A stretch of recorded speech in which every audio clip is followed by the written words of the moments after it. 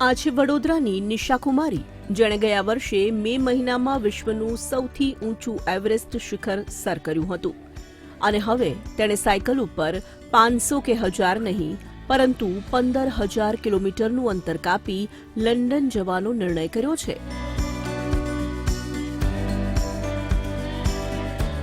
નિશાએ 23 જૂનના સવારે વડોદરાથી પોતાની યાત્રાની શરૂઆત કરી છે.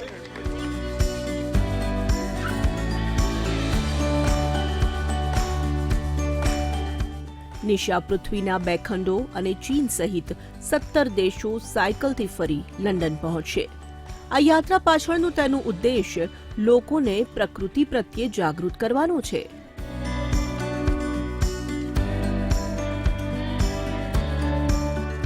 તે જ્યાં રોકાશે ત્યાં એક વૃક્ષ પણ વાવશે.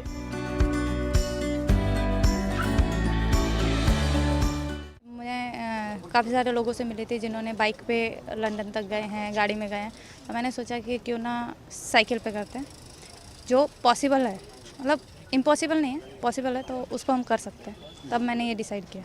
कैसे तैयारी की है? लंबी यात्रा है तो वेदर अलग-अलग होगा, अलग कल की. सर वेदर के हिसाब से मैंने पूरी तरीके से तैयारी की है तो वेदर के लिए कोई प्रॉब्लम नहीं आएगा. पर ये जर्नी थोड़ी लंबी है, 180 से 200 दिन की. तो उस टाइम पे जो भी दिक्कतें आएंगी वो तो उसी टाइम पे देखी जाएगी. નિશાનો આ પ્રવાસ 200 દિવસનો હશે, જેમાં 70 લાખથી વધુ રૂપિયાનો ખર્ચ થવાનો અંદાજ છે. નિશા પોતે મધ્યમ વર્ગીય પરિવારમાંથી આવે છે.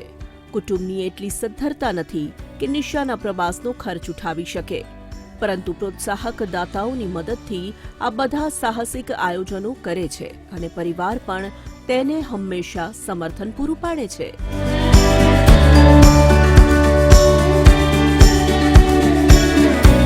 मेरे को बहुत बढ़िया प्राउड हो रहा है. मैं तो उनको कभी भी किसी बच्चे को रोक टोक नहीं करती. अब भाई तुम अपनी आज ज़िंदगी अच्छे से जियो, अच्छे से रहो, आज़ाद पंछी की डाला घूमो फिरो.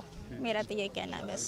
टोटल 15,000+ કિલોમીટર ટોટલ થશે ઓલ ઓવર આખા રૂટમાં. અને તૈયારીમાં બેકઅપની અંદર અમે હાઇડ્રેશનથી માંડી અને બધું સેટઅપ કરેલું છે ઓલરેડી. અને ચેલેન્જીસ તો બહુ બધા ઘણા બધા આવવાના છે, અમને ખબર છે. હિડન ચેલેન્જીસ પણ બહુ બધા છે. અને 16 કન્ટ્રીઝ છે. 16 કન્ટ્રીઝની અંદર અમારે અલગ અલગ જગ્યાએ અલગ અલગ લેંગ્વેજીસ પ્રોબ્લેમથી માંડીને બધા ઘણા બધા ડિફિકલ્ટ આવવાના છે. પણ અમે બધી રીતે પ્રિપરેશન છીએ અને ફૂલ કોન્ફિડન્સ. મેન તો વસ્તુ છે કે સાયકલિંગ કરવી, નિશા માટે સાયકલિંગ કરવી એ રૂટીન અને એક્સરસાઇઝના રૂપમાં તો છે જ, પણ આટલી બધી સાયકલિંગ કરવી સમજો એક આપણા ઇન્ડિયા માટે ગૌરવની વાત થશે. અને ઓલ ઓવર વર્લ્ડની અંદર કોઈએ નથી કેવું રહ્યું એવું અમે કરવા જઈ રહ્યા છીએ. લંડન સુધીની આ યાત્રા પછી નિશા કુમારીનું આગામી સ્વપ્ન હિમાલયના 7 સર્વોચ્ચ શિખરો સર કરવાનું છે અને તેમાં પણ તેને સફળતા મળે તેવી આશા રાખીએ.